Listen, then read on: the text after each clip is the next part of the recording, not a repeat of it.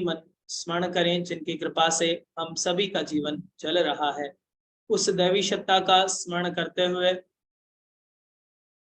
3 बार दीर्घ ओम का उच्चारण एक साथ एक स्वर में। ओम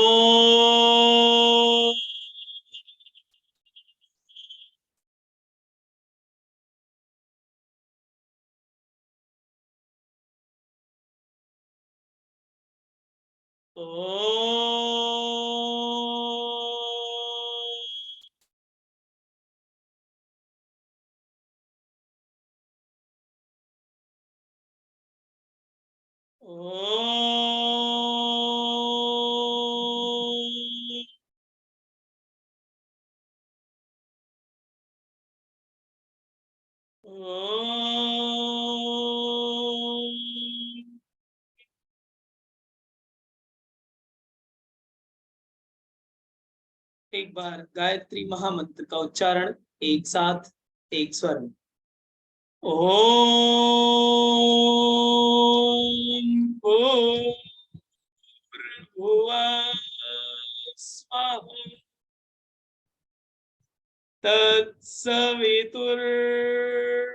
तत्सवितुर्वरेण्यं भर्गो देवस्य धीमहि धियो यो नः प्रचोदयात्। Rub both palms on your face, release and release. आप सभी का हृदय से स्वागत है आज की इस रामचरितमानस के मर्म की इस विशेष प्रसंग में। आज हम सभी जब नवरात्रि के 9वें दिन और इस विशेष उद्देश्य के साथ जुड़े हुए हैं कि इस रामचरितमानस का प्रसाद हम सभी के जीवन में अवतरित हो सके, तो आज का यह अंतिम दिवस इस रामचरितमानस की मर्म की कथा का विशेष है हम सभी के लिए। और इस उत्साह के साथ, इस आशा के साथ कि वह राम का चिंतन हम सभी के चरित्र पर आ सके, ये भाव है, ये संवेदनाएं हैं हम सभी के भीतर, और इस संवेदनाओं को हम सभी आज प्रसाद के रूप में ग्रहण करेंगे।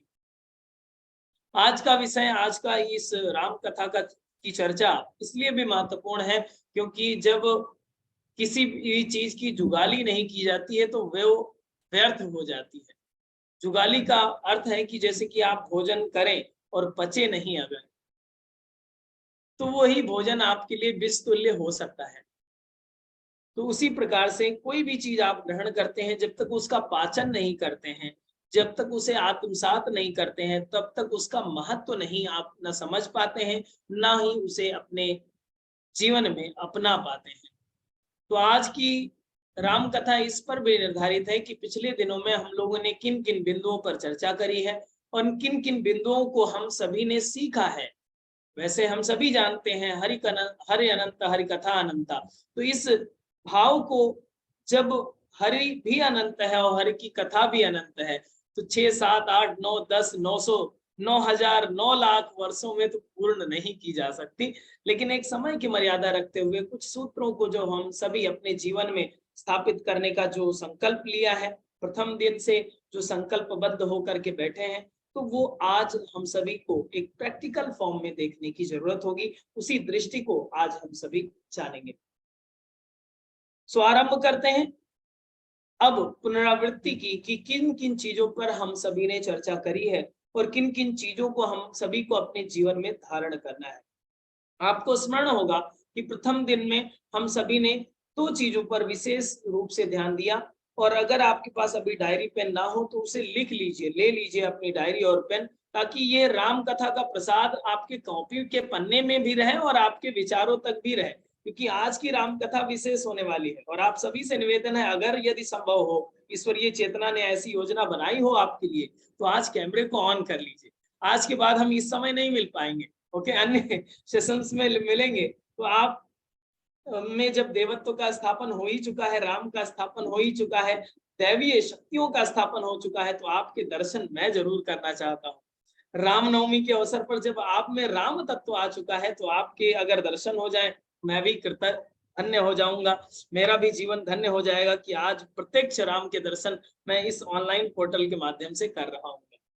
तो आप भी इसका भी ध्यान दें, हमारी निष्ठा, हमारी श्रद्धा आपके हृदय में है, मैं आपकी भक्ति कर रहा हूं, तो इस भक्त की पुकार को सुने और कैमरे को ऑन करके सुनिश्चित स्थान पर बैठें, ताकि आज इस प्रसाद को हम सभी ग्रहण कर सकें। आपके दर्शन मात्र से ही हमारा जीवन धन्य हो जाता है, पता है आपको।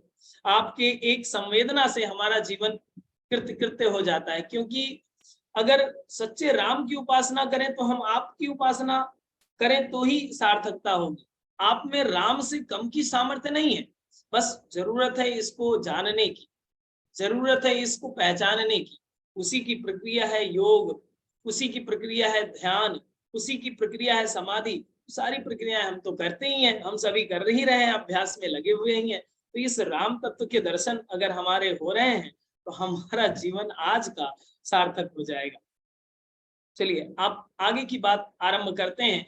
जैसे कि हमने कहा कि आप अपनी डायरी पेन अगर लिखना चाहें तो जरूर लिख लें, क्योंकि हो सकता है अभी इस राम कथा का अवसर 6 महीने बाद या 3 महीने बाद आए, तो इसलिए ये प्रसाद अगर हमारे पास रहेगा, कभी भी आप डायरी के पन्नों को खोल रहे होंगे तो कभी भी इसे आप ग्रहण कर सकते हैं, और ये कभी ना खत्म होने वाला प्रसाद होगा, ठीक है। जैसे कि एक प्रसाद होता है स्थूल रूप से आप खाएं और पचा जाएं, लेकिन ये ऐसा प्रसाद है जो आप जितना बांटेंगे उतना ही बढ़ता जाएगा। तो उस प्रसाद को आप सुरक्षित करें। सबसे पहले दिन में हम सभी ने जो बात करी थी श्रद्धा और विश्वास की, हमारा स्क्रीन कभी कभी रुक जा रहा है क्या? नहीं रुक रहा है? ओके, ठीक है, हम थोड़ा स्क्रीन को और बेहतर बनाने का प्रयास करेंगे।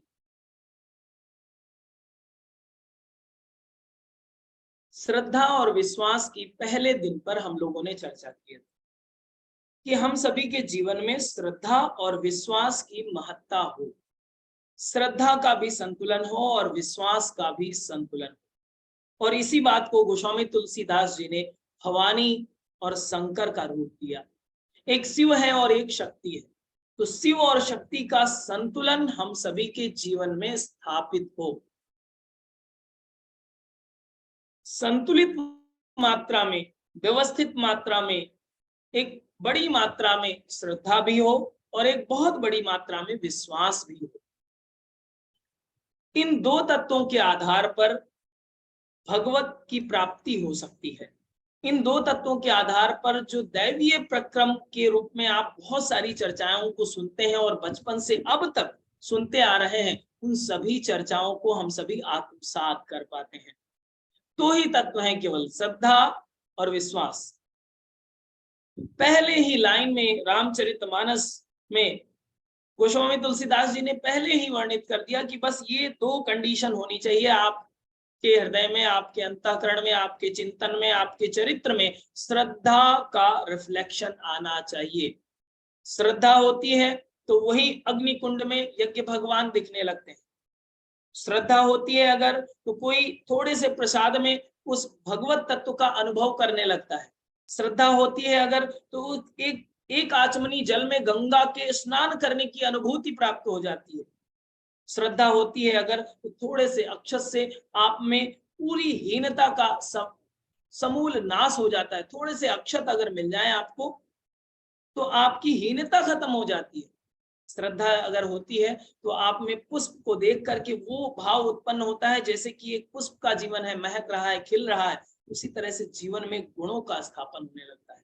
ये श्रद्धा का ही है। दूसरा तत्व है विश्वास, कि हम सभी अपने जीवन में विश्वसनीयता लाएं। आजकल देखिए चारों तरफ जो महा भयावह स्थिति बनी हुई है, वो विश्वास की कमी देखी जाती है। कोई कहता ये है कि ये करेंगे, करता नहीं, क्या हुआ? अविश्वास। अविश्वास देखिए चरित्र में कितना घुला हुआ है।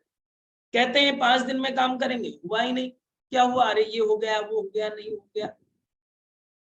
अविश्वास की स्थापना हो रही है, उस जगह पर विश्वास की स्थापना करनी है कि आप कह दीजिए तो लोग मान जाए बात को। आपने जो बात कहा वो किया, इस बात को हम अपने जीवन में स्थापित करना है। ये प्रथम प्रसाद है। रामचरितमानस का ये प्रथम प्रसाद है कि हम सभी अपने जीवन में श्रद्धा और विश्वास की स्थापना मूलतः करें, जिस स्थिति में भी है, जहां स्थिति में भी है, हो सकता है अब तक श्रद्धा नहीं थी, अब तक विश्वास पर काम नहीं कर रहे थे, तो इस पर पहले काम करिए। रामचरितमानस को बाद में पढ़िएगा, इस पर अपने चिंतन चरित्र व्यवहार में इसको लाइए पहले। आगे की एलिजिबिलिटी तब आएगी जब ये गुण आप में आ जाएंगे, तब आगे की भाषा समझ में आएगी। वरना चौपाइयां आप पढ़ते रहिए, दोहे पढ़ते रहिए, जीवन बीत जाएगा। जीवन आपको जी रहा है, आप जीवन को नहीं जी रहे हैं। ये बात तो हम लोगों ने अब जान ही ली है, इसके सूत्रों को जान लिया है। तो इस पहले शर्त को, श्रद्धा और विश्वास को अपने जीवन में अपनाना है। ये प्रथम दिन में हम सभी ने इसकी बहुत बड़ी व्याख्या समझ ली। दूसरे दिन में हमने जाना था, हम सभी ने सुना भी है कि कण कण में राम विद्यमान है, कण कण में वो भगवत तत्व विद्यमान है। रा, आ और मा अक्षर के अर्थ को जाना था। हर दिन, हर क्षण आप राम का अनुभव कर सकते हैं, हर कण कण में आप राम देख सकते हैं। उसको और भी क्लियरिफाई करते हुए रामचरितमानस में गोस्वामी तुलसीदास जी ने कहा था कि रा, आ और मा के 3 अलग अलग अर्थ बताए। अग्नि नारायण, सूर्य नारायण और चंद्र नारायण के रूप में बताया। तो इस राम तत्व से जो समाहित पूरी वसुंधरा है, पूरा ब्रह्मांड है, पूरा जगत है, उस राम तत्व को देखने की दृष्टि विकसित करना है।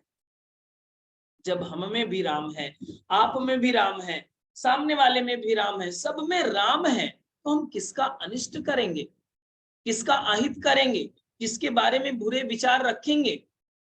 किसी के बारे में नहीं रखेंगे। अगर ये भान होगा कि राम कण कण में विद्यमान है। दूसरा प्रसाद ये हो जाता है कि हम सब ये इस दृष्टि को विकसित करें। केवल बोले ही नहीं, केवल बोलना ही नहीं है, केवल कहना ही नहीं है दूसरों से, अपने व्यवहार में लाने की बात हो रही है कि कण कण में राम देखें। और इसी को बहुत सारी चौपाइयों के माध्यम से, दोहों के माध्यम से हम सभी ने दूसरी कक्षा में जान लिया था। उसकी रिकॉर्डिंग जिन लोगों ने दूसरी कक्षा या पहली कक्षा या तीसरी कोई भी सेशन छूट गया हो, तो आप हमारे YouTube चैनल पर जा सकते हैं, वहां पर आप सुन सकते हैं, किसी भी कथा को रिवीजन कर सकते हैं। ये दूसरी शिक्षा हो गई कि हम लोग कण कण में राम को देखने की दृष्टि विकसित करें। इसका अभ्यास करना पड़ेगा, श्रद्धा और विश्वास का अभ्यास करना पड़ेगा। जैसे महर्षि पतंजलि कहते हैं, बिना अभ्यास के ज्यादा कुछ नहीं हो सकता आपसे। अभ्यास करिए निरंतर, सत्कार सेवितो, दीर्घ काल, निरंतर। तो ये सारे फॉर्मूले यहाँ पर भी अप्लाई होंगे कि श्रद्धा विश्वास का भी अभ्यास करें। कण कण में राम है, इसका बार बार अभ्यास करिए, लंबे समय तक अभ्यास करिए। और फिर तीसरे दिन में हम सभी ने जाना था कि राम के जीवन की 5 शिक्षाएं, जो 5 प्रमुख शिक्षाएं थी, उसको हम लोगों ने तीसरे दिन में जाना था। बहुत ही व्यवस्थित तरीके से इस राम कथा को हम लोगों ने श्रवण किया है। ये विशेष प्रसंगों को हम लोगों ने जाना है। पहले में सूत्र में क्या जाना था? कण कण में राम। दूसरा, संघ की शक्ति, संगठन की शक्ति। जितना अच्छा आपका संगठन होगा उतना ज्यादा पावरफुल होंगे। इसके बहुत सारे उदाहरण रामचरितमानस के माध्यम से हम सभी ने जाने थे। चाहे वो सेतु निर्माण की बात हो, चाहे वो रावण का हनन करने की बात हो, चाहे वो लंका दहन करने की बात हो, सारी कथाएं इसमें सम्मिलित है। फिर तीसरे सूत्र में हमने जाना था कि भक्ति की शक्ति। अगर भक्ति है तो उसमें अपार शक्ति कौन भरता है? अवतारी चेतना। अवतारी चेतना का कार्य ही यही होता है कि छोटी सी सामर्थ्य में बड़ी शक्ति का प्रवाह कर दे। और उसका उदाहरण आप देख सकते हैं, नर, नल, नील, वानर, रीछ, ये सभी चीजें जो राम सेना में सम्मिलित हुए, राम की आर्मी में इनको पार्टिसिपेट करने का मौका मिला। मनुष्य भी नहीं थे, वानर थे, भालू थे, रीछ थे, उनमें ये कैपेसिटी बिल्ड करी अवतारी चेतना ने। ये किसकी शक्ति है? भक्ति की शक्ति है। और इसकी कथा में हम लोगों ने ये जाना था कि अंगद क्या कहता है रावण से उसकी सभा में कि अगर देवदूत बनकर नहीं आया होता, दूत बनकर नहीं आया होता, इस प्रस्ताव को बताना नहीं होता, तो तुम्हारे दांत आज ही यहीं पर तोड़ करके तुम्हारा यहीं पर वध कर देता। अगर राम की आज्ञा नहीं होती, राम ने आज्ञा दी होती, तो आज तुम्हारा यही संहार करके बह जाता। ये भक्ति की शक्ति थी। और भक्ति की शक्ति थी तो एक जो महापराक्रमी जिसका नाम हम सभी शक्ति के रूप में जानते हैं, हनुमान के रूप में जानते हैं, 100 योजन का समुद्र एक ही छलांग में लगा जाता है। भक्ति की शक्ति किसी पर्वत को सहज रूप से लाने में समर्थ हो जाता है। भक्ति की शक्ति, भक्ति की शक्ति ऐसी होती है जिससे राम आपके द्वार आते हैं। आपको सर्च करते हुए, आपको सर्च करने की जरूरत नहीं होती, गूगल मैप सेंड करने की जरूरत नहीं होती, राम खुद आ जाएंगे आपके यहाँ। आज हमारे घर में बहुत सारे राम आए थे, हमने आज दर्शन किया, उस भाव को जोड़ा। फिर चौथी शिक्षा हम लोगों ने तीसरे दिन में जानी थी, तपश्चर्या और कष्ट साध्य जीवन शैली। हम सभी की जीवन शैली तपश्चर्या पूर्ण हो, हम सभी की जीवन शैली कष्ट साध्य हो, इसका विशेष ध्यान रखें, इसका विशेष ध्यान रखें। किसी का ऑडियो नहीं कनेक्ट है, वो मैसेज कर रहे हैं मुझे, ठीक है। सो तपश्चर्या और कष्ट साध्य जीवन शैली हम सभी की होनी चाहिए। आज थोड़ी सी समस्याएं आती हैं, हम लोग परेशान हो जाते हैं, थोड़ी सी समस्याएं आती हैं, हम लोग परेशान हो जाते हैं। कभी आपको किसी ने कहा है कि आप 2 साल के लिए वनवास चले जाइए? आपके जीवन में घटना घटी है कभी कि आपके घर के कहें कि अभी 2 साल के लिए आपको वनवास जाना है और आपका एक्सक्यूज ना सुना जाए, ना आप कहने के राइट हो? आप बताइए, करेंगे आप? ऐसी सजा तो कभी नहीं मिली आपको। तपश्चर्या देखिए, फिर 14 वर्ष तक वनवास में ना कोई मोबाइल है हाथ में, ना कोई गैजेट है हाथ में, ना कोई जीपीएस सिस्टम है, ना कोई बड़ी गाड़ी है, कुछ नहीं, पैदल ही जाना है सन्यासी के वेश में। इससे बड़ा कष्ट कोई हो सकता है? एक राजकुमार हो, कभी ऐसी तपश्चर्या की ना हो।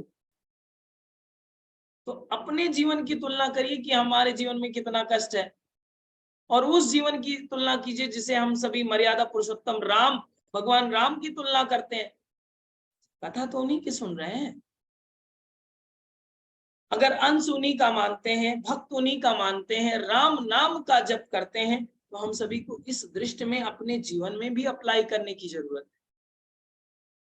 अपने जीवन में अपनाना है इस सूत्र को कि तपश्चर्या और कष्ट साध्य जीवन को हम सभी तपस्या करना सीखें। हम सभी अपने जीवन, अपने लिए कठोरता, दूसरों के लिए उदारता वाला भाव रखें। अपने लिए कठोर से कठोर, दंड हो सके आप उतने कम से कम में निर्वहन कीजिए, ज्यादा कुछ नहीं। जो अति आवश्यक है वही घर में उपलब्ध है, बस जो अति आवश्यक, जो नहीं बस वो है ही नहीं। तो उससे क्या होगा? तपश्चर्या और कष्ट साध्य जीवन।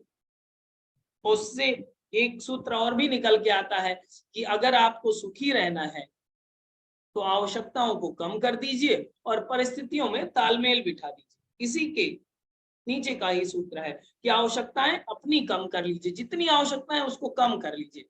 मुझे मोबाइल भी चाहिए, मुझे एप्पल का लैपटॉप चाहिए, मुझे एप्पल का मोबाइल चाहिए, एप्पल की वॉच चाहिए, बाइक चाहिए, गाड़ी चाहिए, घर चाहिए, आवश्यकताएं कम कर लीजिए।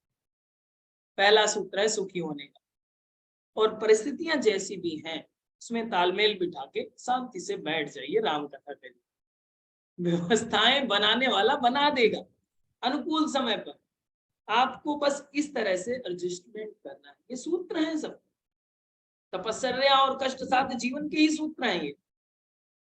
और फिर चरित्र की शक्ति, चरित्र हम सभी का उस देवात्मा हिमालय की तरह प्रखर हो, शिखर पर हो।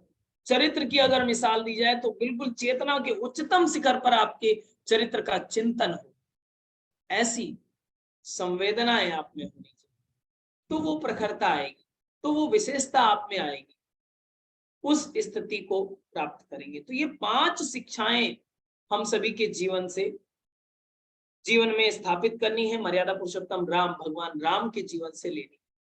ये हम सभी ने तीसरे दिन सीखा था, तीसरे दिन जाना था भगवान राम के जीवन की 5 शिक्षाएं जो विशेष हैं उसको ग्रहण करना है। चौथे दिन हम सभी ने सीखा था कि भक्ति और माया में चुनाव किसका करें। चौथे दिन में हम सभी ने जाना भक्ति और माया में सिलेक्शन किसका हो, किसका चुनाव करें, किसको वोट दें, किसको अपनाएं, किसको अपना बनाएं, किसको स्वामी बनाएं, माया को या भक्ति को? इसकी तरफ आपका डायरेक्शन होना चाहिए। देखिए, अब यहाँ पर थोड़ा सा और क्लियरिटी कर लीजिए, प्रैक्टिकल लाइफ में अप्लाई करना है, ये केवल राम कथा नहीं है, जीवन में प्रसाद को ग्रहण भी करना पड़ेगा आपको। भक्ति और माया का चुनाव किसका करें, तो क्या आप कहेंगे कि भक्ति भी चाहिए, थोड़ा माया भी चाहिए, क्योंकि पैसा जरूरी है, ऐसा आपका रिप्लाई होगा। तो इसमें एक ही आप उत्तर दीजिए, एक पक्षी केवल भक्ति को पकड़ लीजिए। और आगे के सूत्रों में आपने डिटेल में जब हम इसको जाना था हम लोगों ने, तो ये जाना था कि भक्ति अगर आ जाएगी तो माया विदा हो जाएगी, लेकिन किसके शरण में आप चले जाएंगे? हरि के शरण, आराध्य के शरण में, ज्ञान के शरण में, विवेक के शरण में, स्वयं भगवान के शरण में। जब आप भगवान के शरण में आ जाते हैं तब बात बन जाती है। तो भक्ति का चुनाव करेंगे तो जो मायाधीश है वो आपके पास रहेगा। अब जितनी आवश्यकता है आपको माया उतना मिल जाएगा, माया से वंचित नहीं रहेंगे, भूखे नहीं मरने वाले आप, माया से वंचित नहीं रहेंगे। शरण एक ही, भक्ति का मार्ग होना चाहिए। तो माया का चुनाव नहीं करके भक्ति का चुनाव करें।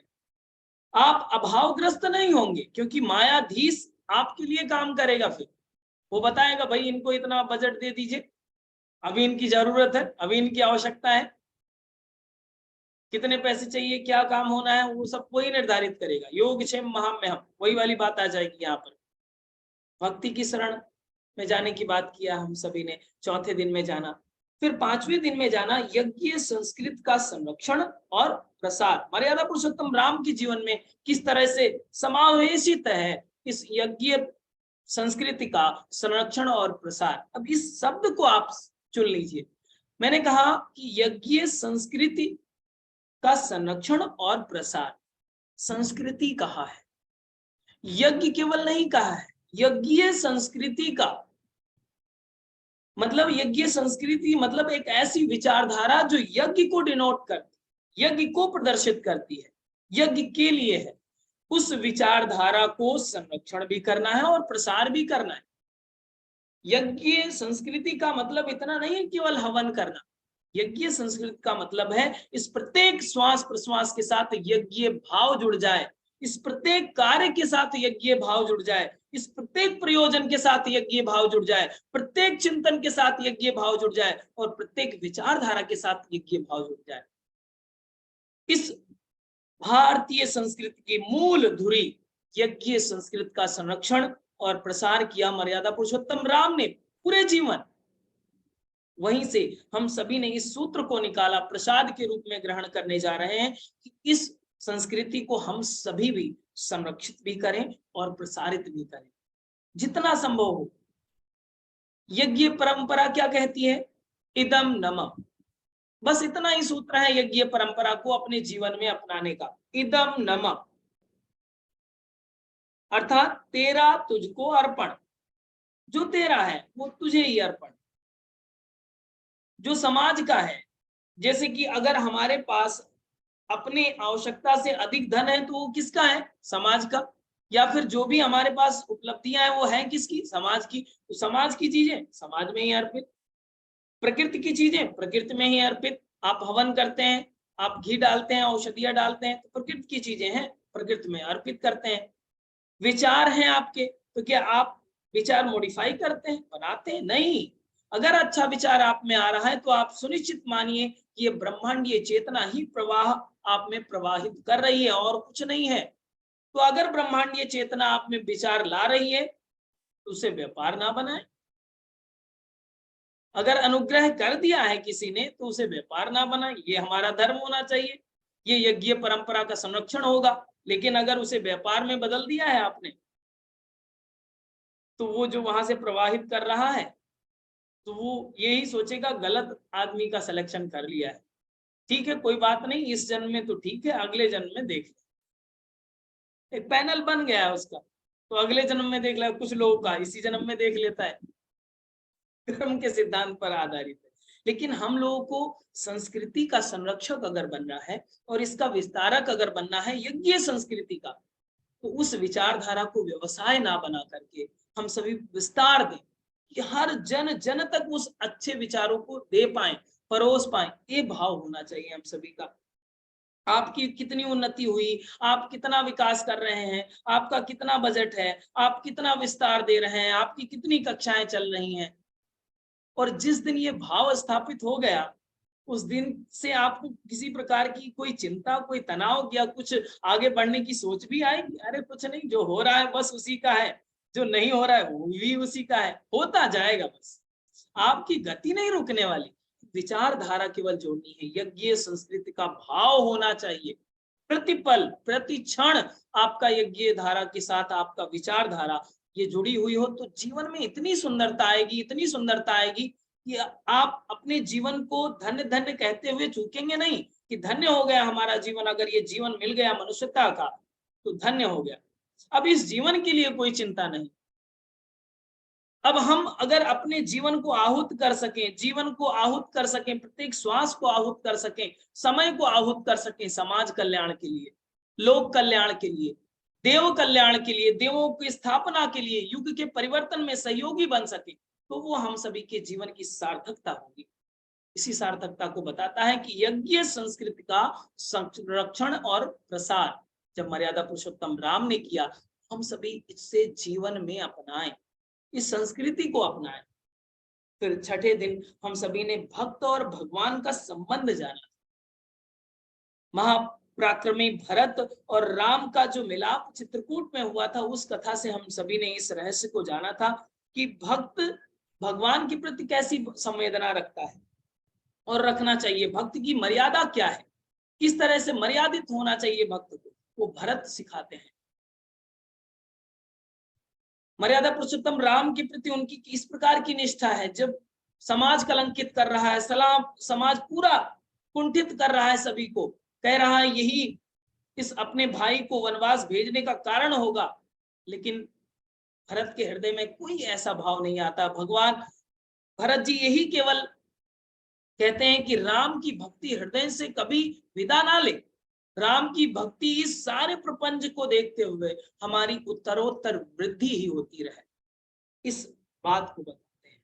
इस बात को हम सभी को देखना है कि अपने जीवन में भी जब भी कष्ट आए तो हम भगवान को दोष ना दें, हम सभी उसके प्रति निष्ठा, अटूट निष्ठा बनाए रखें, श्रद्धा बनाए रखें। कोई भी कितना भी अनिष्ट क्यों ना हो जाए, कोई ना कहीं वो संतुलन लाने का ही प्रयास कर रहा है आपके जीवन में। हो सकता है जो आपकी दृष्टि में वो अनिष्ट हो सकता है आपके जीवन के कल्याण का मार्ग वो प्रशस्त करना चाहता हो। कुछ भी हो सकता है इस वसुंधरा पर, कुछ भी संभव है उसकी एक दृष्टि से मतलब। तो इसमें हमने एक बात और कही थी कि भक्त और भगवान में एक पक्षीय भाव होना चाहिए, एक पक्ष में भाव होना चाहिए। और फिर सातवें दिन हम सभी ने जाना था माया जाल से बंधन मुक्ति। सातवें दिन का ये विषय था हम सभी का कि माया जाल से किस प्रकार से बंधन मुक्त होंगे। और इन सभी सूत्रों को जो ये प्रसाद के रूप में अभी ग्रहण कर रहे हैं, इन सभी सूत्रों को हम सभी ने रामचरितमानस की चौपाइयों से, दोहों से लिया है, प्रमाणित देखा है, इसके प्रमाण देखे हैं। और अब ये दृष्टि आई है कि ये जो सूत्र हमारी रामचरितमानस कह रही है, इस मानस का इतना बड़ा रहस्य है, तो क्यों ना हम सभी चिंतन, चरित्र, व्यवहार पर इसको लाएं और अपने जीवन को उसी तरह से कृत्यकृत कर लें जिस तरह से हनुमान ने किया, जिस तरह से लक्ष्मण ने किया, जिस तरह से शत्रुघ्न ने किया, जिस तरह से वानरों ने किया, जिस तरह से रीछों ने किया, जिस तरह से जामुवंत ने किया, जिस तरह से भरत ने किया, उस तरह से हम सभी भी इस राम तत्व को जीवन में धारण कर अपनी इस जीवन यात्रा को इतना सुंगल, इतना सुव्यवस्थित बना लें ताकि इस मानव शरीर में रहते रहते महामानव की यात्रा, देव मानव की यात्रा सहज हो सके, सरल हो सके और बहुत ही सुगम हो सके। माया जाल से जब बंधन मुक्ति की हम सभी ने बात करी थी, तो माया का एक अर्थ बताया था, वही मूल सूत्र है। माया अर्थात अज्ञान, माया अर्थात जो चारों तरफ दिख रहा है, या फिर आपके घर के छोड़ने की बात नहीं करी थी। सभी लोग 7 डे वाला सेशन जरूर अटेंड कीजिएगा, अगर आपसे मिस हो गया, उसमें विशेष महत्व है। माया जाल से जैसे ही आपको बंधन मुक्ति मिलती है, मतलब अज्ञानता से आप छूटते हैं, तो किसमें स्थापित हो जाते हैं? ज्ञान में। अज्ञानता का उल्टा ज्ञान। तो माया से छूटेंगे तो इष्ट आराध्य आपका भक्ति, भक्ति की आराधना करना पड़ेगा, तो उसी में स्थापित हो जाते हैं, ज्ञान में प्रतिष्ठित हो जाते हैं, विवेक में प्रतिष्ठित हो जाते हैं, विवेक आप ग्रहण कर पाते हैं, इस बात को आप ग्रहण कर पाते हैं। और ये सरल फॉर्मूला है कि आप माया जाल से सरलता से बंधन मुक्त हो सकते हैं। ज्ञान आ जाए, प्रकाश आ जाए, अंधकार चला जाए, ज्ञान आ जाए, ज्ञान चला जाए, आंखें बंद थी खुल जाए, एक दृष्टि आ जाए जिससे हम सभी के आंखों के ऊपर जो आवरण बना पड़ा है कि ये मेरा है, ये मेरा है, ये मेरा है, ये मिट जाएगा, ये बना देंगे, ये बढ़ा देंगे, ये कर देंगे, उस दृष्टि को केवल हटाना है, उस आवरण को केवल हटा देना है, ज्ञान आ जाएगा तो आप बहुत ही बैलेंस वे में अपनी लाइफ को जिएंगे, कभी तनाव नहीं आएगा। फिर चेहरे पे कोई जीवन भर तनाव देखने के लिए प्रतीक्षा करता रहे, बस आपके जीवन पर, आपके चेहरे पर, आपके मस्तिष्क की रेखाओं पर तनाव की संकेत नहीं दिखेंगे कभी। बस जब ज्ञान की स्थापना होती है तो वही प्रकाश है, वही राम तत्व है। राम तत्व को ही ज्ञान का स्वरूप कहा जाता है, जो ज्ञान का सागर है, जो विवेक का अधिष्ठाता है, उसी को स्थापित करना है। राम अर्थात विवेक, राम अर्थात ज्ञान, राम अर्थात सद्गुण, राम अर्थात आपके जीवन का वो प्रत्येक श्रेष्ठ कार्य जो आपके जीवन को यज्ञमय बना दे, जो आपके जीवन में यज्ञ संस्कृति की स्थापना कर दे, जो आपके जीवन में यज्ञ संस्कृति का संरक्षण कर दे। और यही सरल तरीका है कि हम सभी माया जाल से बंधन मुक्त हो सकते हैं। बहुत ही सटीक, बहुत ही सरल शब्दों में मर्यादा पुरुषोत्तम राम के जीवन से जो चरितार्थ किया गोस्वामी तुलसीदास जी ने, उनके चरित्र को मन में स्थापित करके, अपने हृदय में स्थापना करके, इसके बाद में इस लेखनी को चलाया। रामचरितमानस की इस विशेष कृति को देकर के मानवीय जीवन पर एक इतना बड़ा उपकार किया गोस्वामी तुलसीदास जी ने, जिसका वर्णन हम सभी शब्दों से नहीं कर सकते। इतनी सरलता से सूत्र बताए गए, जैसे कि आप किसी ने कोई वाल्मीकि रामायण पढ़ी होगी तो आपको पता होगा उसमें सभी लाइनें संस्कृत की हैं, सभी लाइनें संस्कृत में लिखा गया है, तो वो क्लिष्ट है थोड़ा सा। हो सकता है हम सभी को संस्कृत ना आती हो, लाइन पढ़ना ना आता हो, ट्रांसलेट करना ना आता हो, लेकिन आप रामचरितमानस को पढ़िए, मानस है पूरी, मन की बात कहलाता है। जैसे आज भी, आजकल भी आप कभी कभी मन की बात सुनते हैं ना, उसी तरह से ये भी है, मानस है ये, मन की बात, आपके हृदय की संवेदनाओं को स्पर्श करने वाला अगर कोई ग्रंथ है तो रामचरितमानस। और जब आज से आप कभी पढ़ रहे हो रामचरितमानस को, अध्ययन कर रहे हो, तो इस दृष्टि से पढ़ें, इस किताब में बंद रहस्यों को ऐसे पढ़ें कि ये आपके जीवन को प्रकाश दे, प्रत्येक लाइन इसकी प्रकाश दे। ये लाल कपड़े में ये नवरात्र के बाद लपेट कर रख मत दीजिएगा, इसमें सूत्र हैं और इसको ग्रहण करना है, इसको आत्मसात करना है, तो वो विशेष स्थिति को प्राप्त करेंगे। हम सभी राम की कृपा के पात्र बन जाएंगे। पात्रता तो हो, पात्रता के लिए ये सूत्र जो हमने आज आपको बताए हैं प्रसाद के रूप में, जो हमने 7 दिनों में अध्ययन किए हैं, हम सभी ने 7 कथाओं के माध्यम से लिए हैं, तो उन 7 सूत्रों को हम सभी अपने जीवन में चरितार्थ करना सीखें। और आप देखेंगे इस तरह से जब आप इसका ग्रहण करते हैं, इस प्रसाद को ग्रहण करते हैं, तो इसका इतना बड़ा लाभ होता है कि आप शब्दों में वर्णित नहीं कर सकते। आपका जीवन, आपका एक्शन, आपका चरित्र, आपका व्यवहार, आपका प्रत्येक कृत्य इस बात को दर्शाता है कि आपका जीवन राममय है। आप नहीं कहते हैं, आपके बारे में पूरा समाज कहता है, पूरा राष्ट्र कहता है और पूरा विश्व कहता है, जब आप इस चीज को चरितार्थ करते हैं। प्रसाद ग्रहण नहीं करेंगे फिर बात बनेगी नहीं। जैसे कि राम कथा हुई और बिना प्रसाद लिए उठ जाइए आप, तो अच्छा नहीं माना जाता। और आजकल हो क्या रहा है, 9 दिन अभी उपासना सबकी हुई है, कल से सब लोग राम जी को ब्लर कर देंगे, यहाँ रामायण हो गई, ठीक है, सब लोग राम कहाँ, अगली बार नवरात्रि आएगी तब राम को देखेंगे। इस प्रसाद को जीवन भर खाने की बात होती है, और ये जीवन भर नहीं तो 6 महीने तो खाइए, अगले 6 महीने से हम फिर नया लेकर आएंगे, नया प्रसाद, नई ऊर्जा, समय बदल जाएगा, नई ऊर्जा के साथ आएंगे, उसको ग्रहण करना है। तो ये चार्ज करने का जो दिन था, हमने ये भी कहा कि नवरात्रि हम सभी के जीवन को जागृत करने की रात्रियां हैं, जीवन की जागृति के लिए हैं। देवियों को जागृत कराने की जरूरत नहीं है, देवी पहले से ही जागृत है, वो शक्ति का स्वरूप है, उनको जागृत करने की जरूरत नहीं है, आपकी तो खासकर जरूरत नहीं पड़ेगी उनको जगाने के लिए। आपके जीवन को जागृत करने की जरूरत है कि हम अपने जीवन में जागृत हो जाएं। और एक सूत्र हम सभी ने ये भी जाना था, जैसे कि दुर्गा सप्तशती के बारे में अध्ययन किया था और उसकी चर्चा करी थी, तो उसमें मधु और कैटव की बात करी थी, तो उसको भी हम लोग जीवन में स्थापित करें कि जब महिषासुर मर्दनी मधु और कैटव का वध करती हैं, तो हम सभी भी, दुर्गा शक्ति जब मधु और कैटव का वध करती है, तो हम सभी भी अपने जीवन के मधु अर्थात राग और कैटव अर्थात द्वेष, इस राग और द्वेष को समूल नाश करें, राग और दोष से मुक्त जीवन को स्थापित करने पर काम करें। अब ये जो 9 दिन में हम सभी ने कमाया है, इसको पचाने में 6 महीने से कम का समय नहीं लगेगा, ये मिनिमम टाइम ड्यूरेशन बता रहे हैं, वैसे 6 साल भी लग सकता है। इसको केवल डाइजेस्ट करने के लिए लिमिटेड मिनिमम टाइम बताया जाता है कि 6 महीने लगेगा। अगर काम करेंगे तो, नहीं खाएंगे तो कोई बात नहीं, आप दूसरों को दे दें, नहीं खाएं, फेंक दें, बर्बाद कर दें, तो आपकी जिम्मेदारी, लेकिन अगर खाएंगे तो 6 महीने से कम का समय नहीं लगेगा। आप किसी भी सूत्र को देख लीजिए, तब आंशिक मात्र आपके जीवन में ये दिख पाएगा, आ पाएगा। इस तरह से हम सभी ने प्रसाद को ले लिया है। क्या आपने ग्रहण किया? ले लिया है, हाथों में ले लिया, सभी ने प्रसाद ले लिया, मिला प्रसाद की नहीं? देखिए ऑनलाइन में कितना इजी है, प्रसाद भी दे दिया हमने राम कथा का, राम को भी बता दिया, राम के चरित्र को भी बता दिया, उससे जीवन से संबंधित सीखे जो है उसको भी जोड़ दिया। आज यही एक विडंबना है आज के इस समाज की, या फिर यूं कहें कि वातावरण की।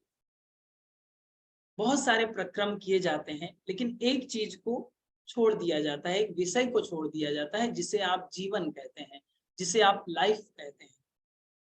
किसी भी प्रकार की आध्यात्मिक जीवनचर्या में, किसी भी प्रकार की स्पिरिचुअल एक्टिविटीज में आप जीवन को अगर जोड़ते हुए परिभाषित करेंगे, तो इतना वैज्ञानिक हो जाता है हर एक पक्ष, इतना सार्थक हो जाता है, इतना सरल हो जाता है कि इससे सरल और कुछ नहीं हो सकता।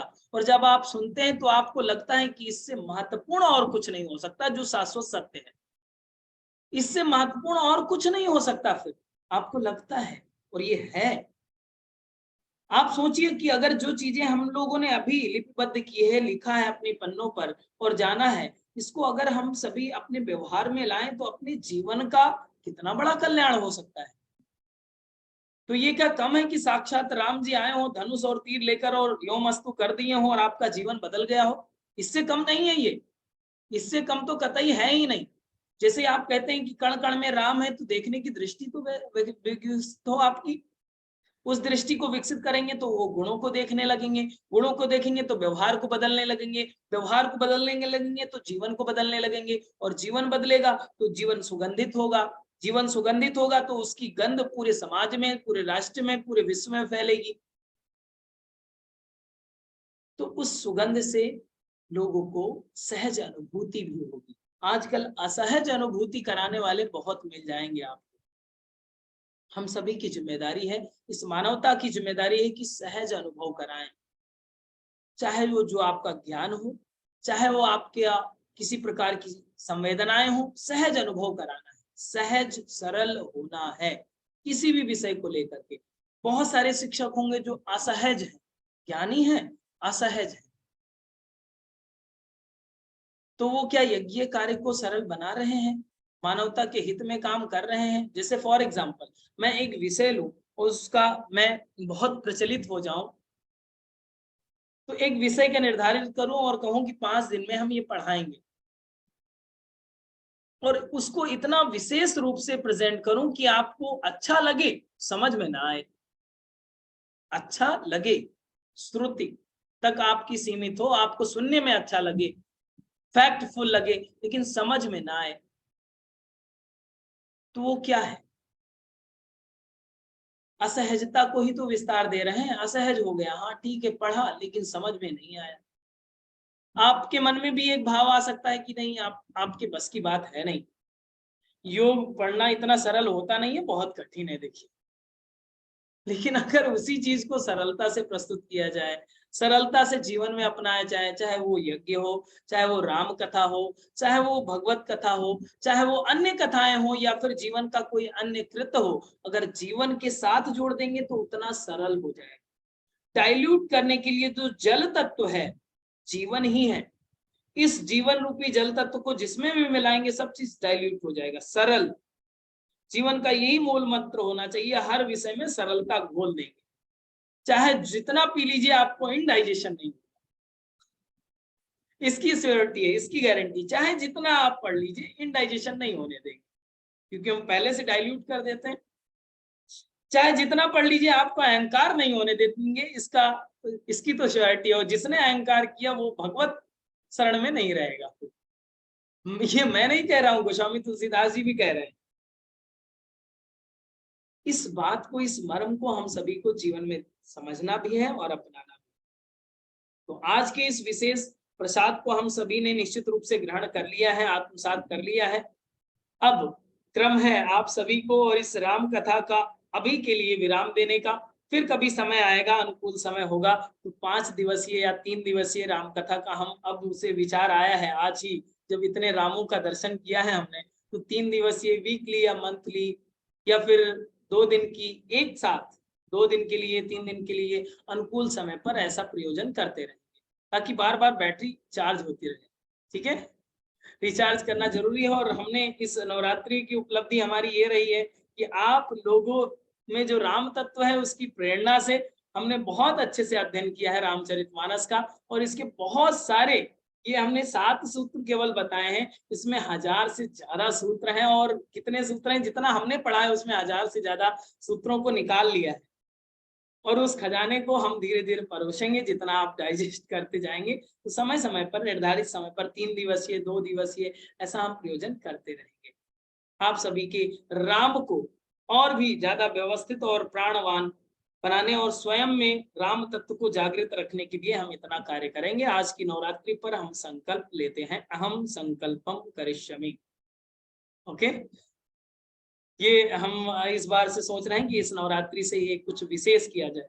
जब चारों तरफ राम का वातावरण है, तो राममय चीजें होनी चाहिए। राम राज्य आ रहा है धीरे धीरे, हम लोग राम की स्थापना के लिए राम के गुणों में स्थापित हो जाएं, ताकि सेना में अच्छे से भर्ती हो जाएं। ओके, सो आपको राम कथा कैसी लगी, हमें ऑनलाइन पोर्टल पर इसमें जरूर बताएं। अभी 10 मिनट है, 10 मिनट में जो भी लोग अपने भाव को व्यक्त कर चाहते हो, वो अपने भाव जरूर बताएं कि आपको इस राम कथा से क्या सीखने को मिला। पिछली राम कथा जो हम लोगों ने कही थी, उसका अलग विषय रखा था, उसको संस्कारों पर जोड़ा था, और इस बार की राम कथा अलग है।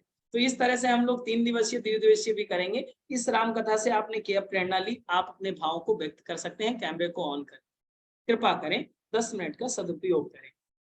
यस, कौन बोलना चाहेगा, रेज योर हैंड। सोच लिया है? कुछ लोग कह रहे हैं सोचने का समय तो दीजिए, क्या बोलेंगे। बहुत सारे लोग हैं और आज बहुत सारे लोगों ने, यस, सबसे पहले रक्षा मैम ही हैंड रेज करें। रक्षा मैम आइए माइक पर। नमस्ते सर। नमस्ते मैम। सोचने के लिए आपने समय ही नहीं दिया, बट पहले तो इस राम मानस से, राम तत्व से मैंने सीखा कि डिसिप्लिन, समयबद्धता जो हमने सीखी कि 8 बजे हमें सब कुछ छोड़ के बैठना है। ये सबसे पहली सीख मिली कि समयबद्धता, समय को किस तरह से मैनेज करना है, कि आपको ये टाइम पे ये मुझे सुननी है राम कथा, तो सब कुछ छोड़ के मैं बैठ जाती थी। कि मैंने आपको बोला था कि हाँ मैं करने वाली हूँ, तो ये 8 दिन मैंने बहुत अच्छी तरह से निभाए। श्रद्धा और विश्वास की ये जो बात थी, ये बहुत ही सुंदर रही। श्रद्धा और विश्वास, हम श्रद्धा भी रखते हैं, विश्वास भी करते हैं भगवान की ओर, और चिंताएं भी बहुत करते हैं। तो यहाँ पे श्रद्धा और विश्वास सिर्फ बोलने के लिए होता है, हम करते नहीं हैं। हमारी भगवान पर श्रद्धा है, विश्वास है, और फिर चिंता भी करते रहते हैं। जी जी जी। तो भगवान बोलते हैं आप चिंता करा कर, फिर विश्वास और श्रद्धा रहती ही नहीं है। अगर हम श्रद्धा और विश्वास रखते हैं तो हमें चिंता नहीं करनी है, तो ही हमारी परिपूर्ण होती है हमारी बात।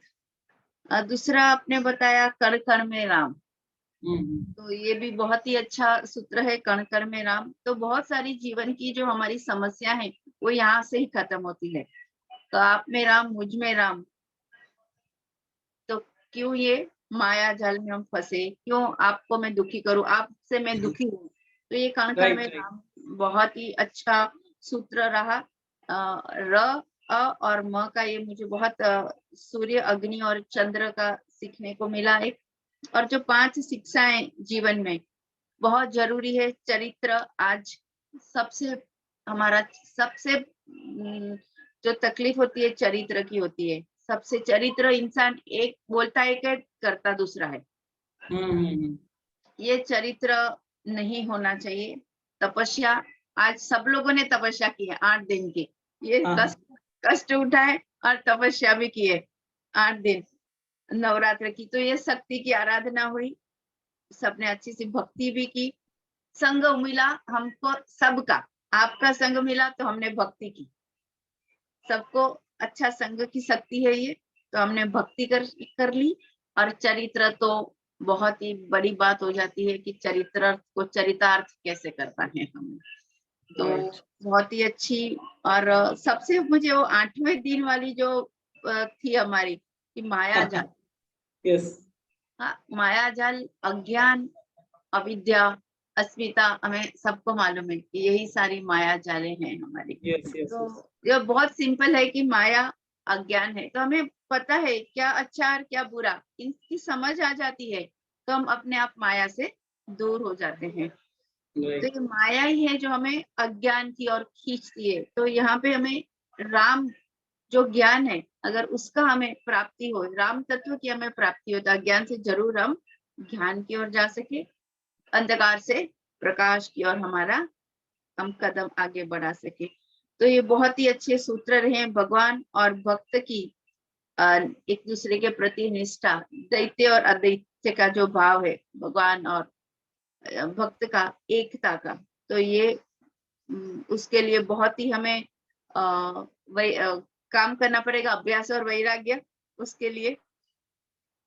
यज्ञ संस्कृति, ये भी एक बहुत ही अच्छी आज के दिन में सबकी जरूरत है कि हमें यज्ञ और संस्कृति, संरक्षण, पर्यावरण का संरक्षण, एटमॉस्फेयर का ये यज्ञ से होता है। आज वैज्ञानिक साइंटिफिक का भी प्रूव हुआ है कि यज्ञ से हमें बहुत सारे फायदे होते हैं।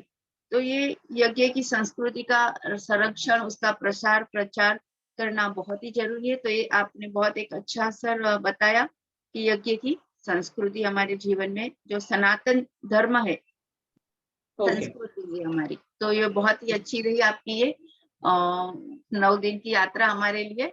अब इसके लिए आपका बहुत बहुत धन्यवाद। आपके साथ साथ हमारा भी कुछ पुण्य हमने भी कर लिए है। धन्यवाद। Thank you ma'am, thank you so much. आपने पूरे भावों को व्यक्त कर दिया है और एक समरी आपने तैयार कर दी है। Thank you so much. और ये इसके लिए धन्यवाद के पात्र हैं कि आपने पूरी निष्ठा से समय पर कैमरे को ऑन करके इस पूरी सेशन को अटेंड किया है। इसके लिए हृदय से आभार आपका। नेक्स्ट कौन बोलना चाहेगा अपने भावों को? वर्षा दवे जी बोलेंगे। यस। नमस्ते गुरुजी। नमस्ते मैम। आज तक जितने लोगों से रामचरितमानस सुना था वो राम की कथाएं सुनी थी, लेकिन मतलब ये मर्म और मतलब रामचरितमानस इस तरह से भी प्रस्तुत हो सकता है, जैसे हमारे बहुत सारे संबंधी है जिन्होंने रामचरितमानस का अध्ययन किया है। जब हमने ये बताया तो मतलब सारे मतलब वो कन्विंस भी हो गए कि नहीं ये सही है, लेकिन इसका जो दृष्टिकोण है, मतलब रामचरितमानस को देखने का दृष्टिकोण और उसमें से ये जो मर्म आपने बताया है वो मतलब कुछ अलग ही था। मतलब सब लोगों ने वही अप्रिशिएट किया कि ये बहुत सुंदर तरीके से जीवन मूल्यों के साथ रामचरितमानस को जोड़ना, ये बहुत ही मतलब थोड़ा आश्चर्यकारक भी था और खुश भी हुए कि एक जीवन मूल्यों को रामचरितमानस से किस तरह से निकाला जा सकता है। ये जो सूत्र है हम कभी सोच भी नहीं सकते थे। हम सिर्फ कथाएं सुनते हैं और पारायण करके मतलब 9 दिवस सुन सुन के वापस आते थे, लेकिन ये एक जीवन जीने का जो नया दृष्टिकोण रामचरितमानस में है, या राम की जो व्याख्या आपने बताई, जो सिद्धांत आपने बताए, तो वो मतलब कभी सोच भी नहीं सकता था सामान्य जन। हम लोग भी कभी सोच नहीं सकते थे कि ये भी हो सकता है। तो उसके लिए आपका बहुत बहुत धन्यवाद कि रामचरितमानस को एक अलग तरीके से भी प्रस्तुत हो सकता है, और जीवन का हमेशा आप जीवन को देखने का दृष्टिकोण आपका एक अलग दृष्टिकोण होता है, वो आप हमसे साझा करते हैं, शेयर करते हैं, वो बहुत अच्छी बात हमें लगती है। तो हर बार की तरह रामचरितमानस से भी हम कुछ नया आप निकाल के लाए हो और हम तक आपने पहुंचाया है, उसके लिए बहुत धन्यवाद। और दिस इज वेरी अप्रिशिएबल कि आप एक कुछ नया लेके आते हो। पता नहीं आप किस तरह से सोचते हो, कहीं से भी कुछ इस तरह से अंदर से निकल आता है कि हम मतलब सब कन्विंस हो जाते कि ना ये बात तो सही है, कभी सोचा ही नहीं था इस बारे में। तो उसके लिए आपका बहुत बहुत धन्यवाद। एक रामचरितमानस अलग तरीके से आज आपने प्रस्तुत किया, और हम जहां जहां भी समय मिलेगा तो हम इसको हमेशा आगे बढ़ाते रहेंगे, आपके विचारों को और सिद्धांतों को। धन्यवाद। Thank you so much ma'am, बहुत अच्छे भाव आपने प्रस्तुत किए हैं। नेक्स्ट कौन बोलना चाहेगा अपने भावों को? Yes, anybody? सब लोग कह रहे हैं क्या बोलें। ठीक है, और कोई है? हेलो, अभी 25 लोग हैं, इस जग रहे हैं इस रात्रि में। वीडियो होगा आज का सेशन का, वीडियो होगा आज का सेशन का। हाँ सर, हितेश सर, मिल जाएगा, वीडियो मिल जाएगा आपको। यस, सुरेंद्र पटेल सर बोलना चाहेंगे? सुरेंद्र पटेल सर जुड़े हुए हैं और आज ही कथा में जुड़े हैं, और इस रामचरितमानस पर कोई टिप्पणी करेंगे sir?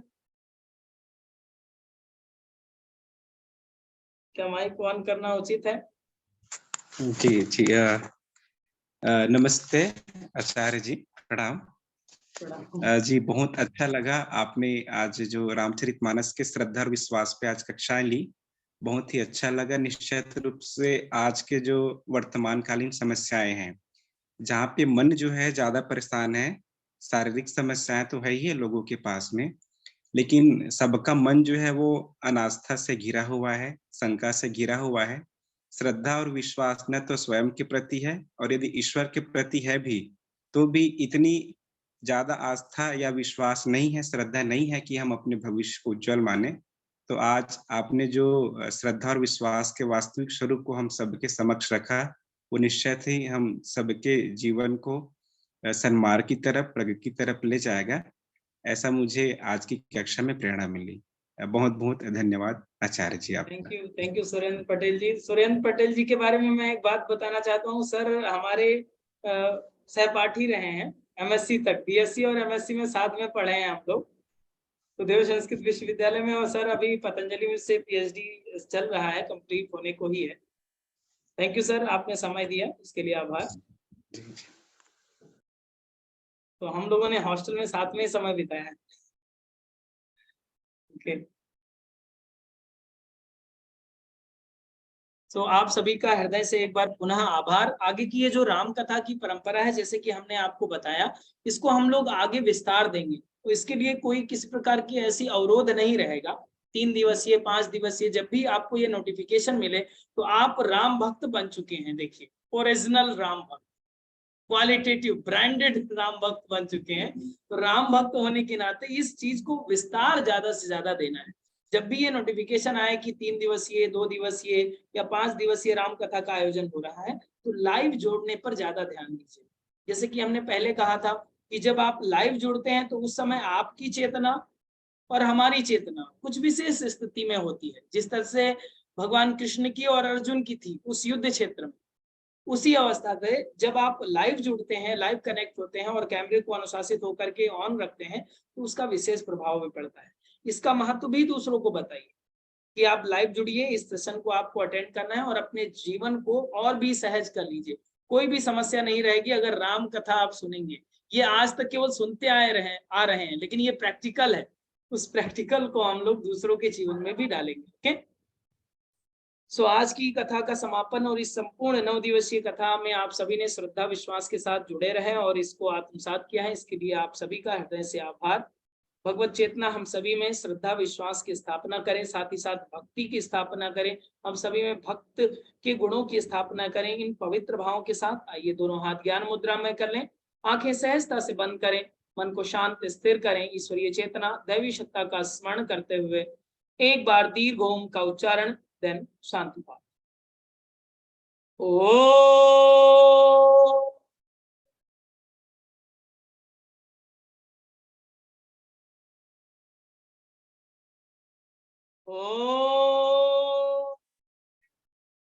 Shanti Shanti Shanti. Rub both palms under your face, release and relax. इतनी मातृ शक्तियां और देव शक्तियां जब ऑनलाइन जुड़ रही थी, वहीं पर हमारी जन्मदात्री माता जी भी लाइव जुड़ी हुई थी और पूरे दिन श्रद्धा पूर्वक कथा विश्वास इसको कथा प्रसंग को सुनते रहे हैं। और उनकी आज इस 9 दिवसीय उपासना का उद्यापन भी था, पूर्णाहुति भी की है। तो माता जी भी आज से थोड़ा सा सहज अनुभव कर रहे हैं। आप सभी का हृदय से आभार। आगे जब भी अवसर आएगा हम सभी राम कथा से जुड़े रहेंगे। धन्यवाद। आज की भी वीडियो आपको YouTube लिंक पर मिल जाएगी।